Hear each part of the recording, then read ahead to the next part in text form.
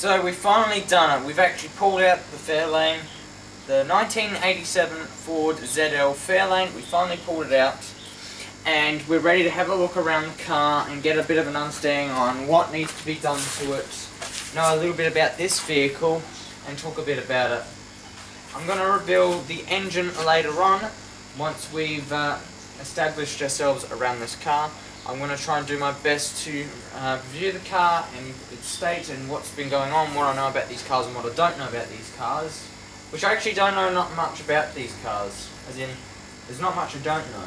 So, what's the first thing we should probably talk about the car?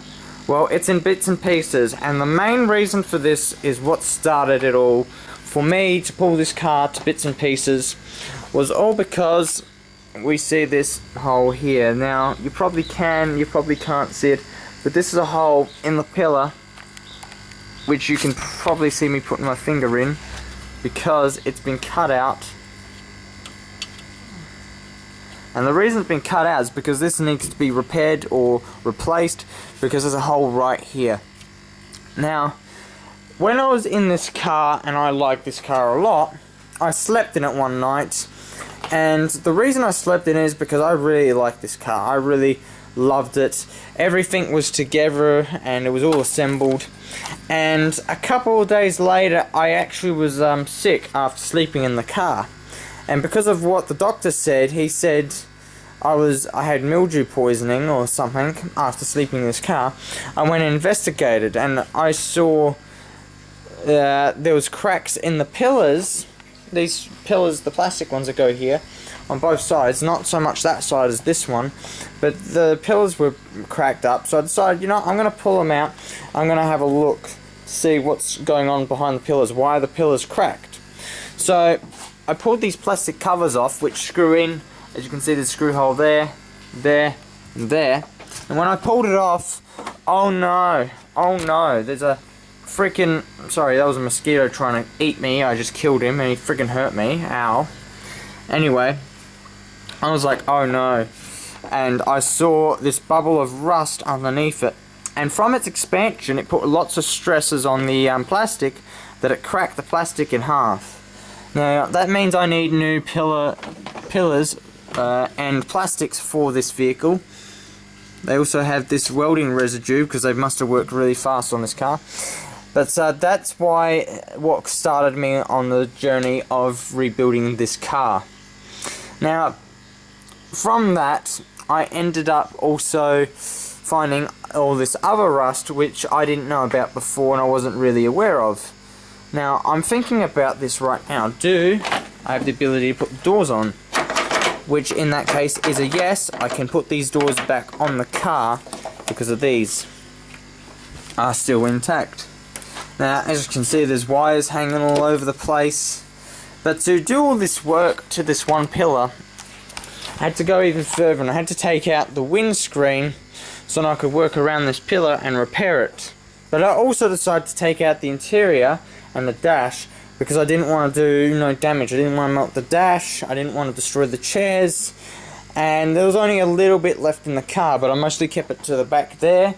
And I tried to cover it up with what towels I had, and I ended up pulling everything out of the car every time I went to do some work on this. Now, because when I pulled out the dash, there was actually a bunch of water that went all over the ground, and I was wondering where that came from while I was pulling the dash out, and it was all wet. And then I found that hole there.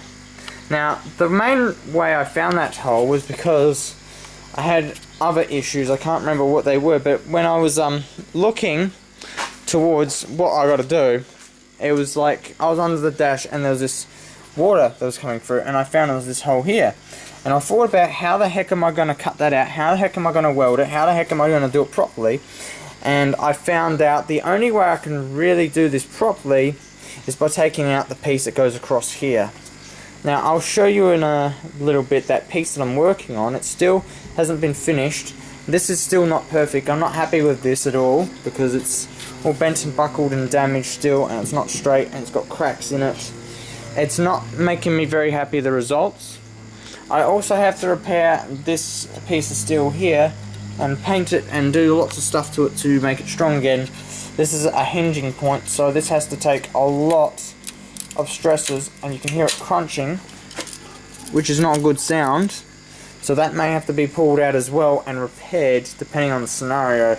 I was going to try and half-ass it, but it's probably not even possible because there's just too much work to do right here. It just has to be done. So, with that, that's basically a starting point. Another part is I still probably am not going to get this right the first time around. But as you can see, it's a new piece of steel. You can see the seam weld all the way around, and it's very strong. And I did muck up over here, as you can see, when I made this section up. I didn't do a very good job of it. But if I want to, I can bend this up and I could weld in between and do that, as well as here I could do the same thing. Now the reason this was cut out is because this was actually rusting and had holes in it, lots of pinholes in it. So I decided, you know, I'm going to clean this up properly, I'm going to cut it out as much as I can of all the damage, and then I'm going to weld a new piece in and I'm going to recut this. But I had no idea of how to cut this section out, which I haven't actually done properly yet, and I didn't have a way of figuring out how to cut corners. So I actually know now what I could have done.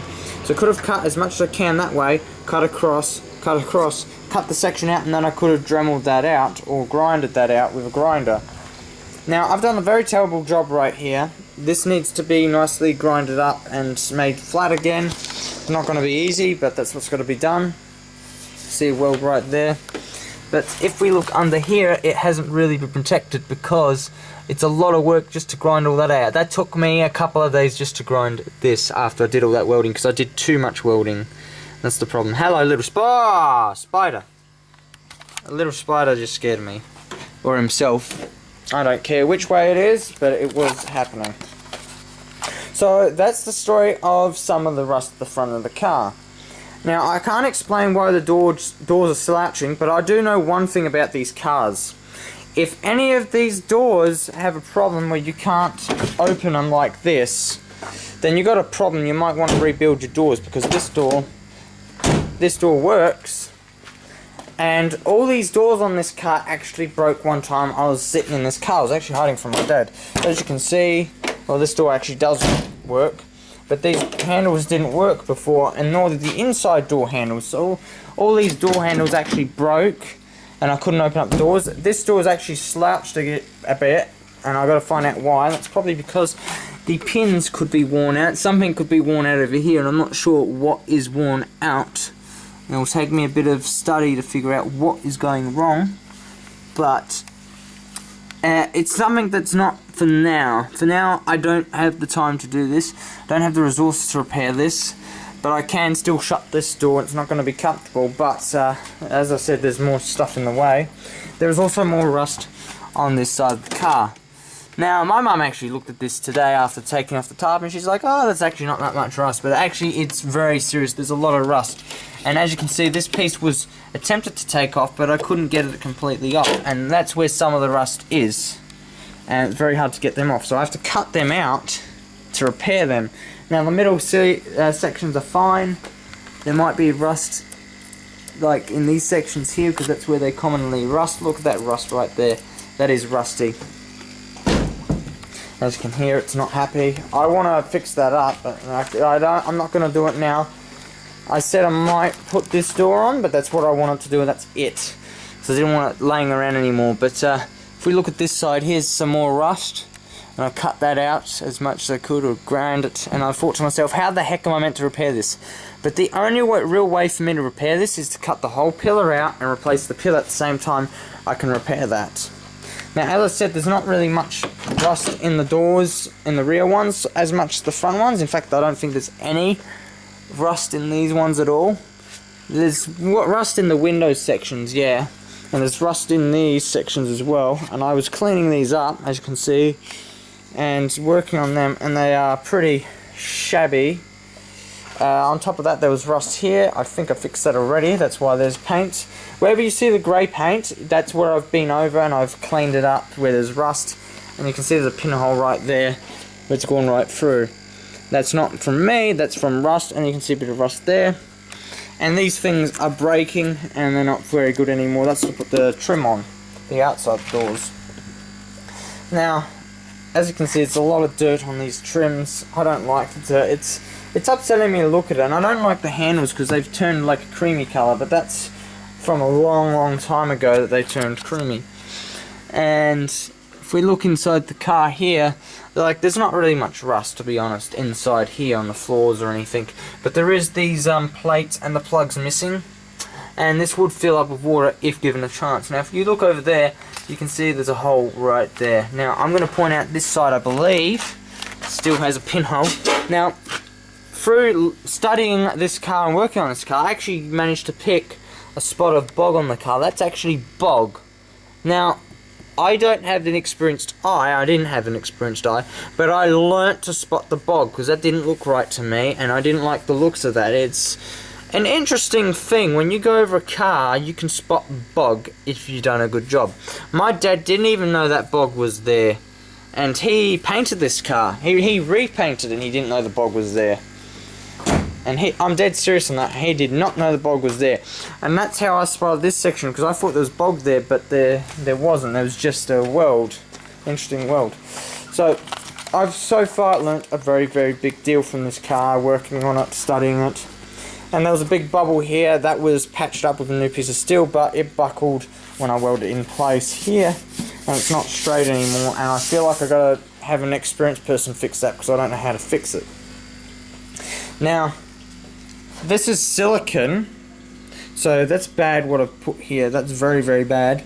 But there was rust there when I first worked on the car, and it was like one of the very first things I did was sand this back and use silicone to repair it, because I had no other way of sealing it and protecting it. So I used silicone because I thought, hey, silicone is waterproof and it will keep the material alive and well. So that's what I did there.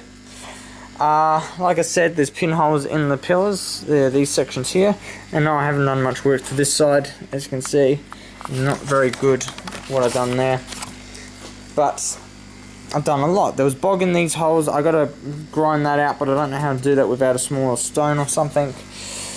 And that's what I've got to do on that part of the car. I might even have to do it over here, but I've been cleaning it and sanding it when I was younger, and learning a lot from this car. So that is what I'm going to cover for this little video currently. I'm going to make this like a couple of videos long to talk about the car, and in the end we're actually going to take the cover off of here to show you the engine. But for now, thank you for watching, and I'll see you in the next video. Please like, comment, subscribe, share this with your friends if you want to support me at all. And yeah, we're going to talk more about this in the next video. Goodbye.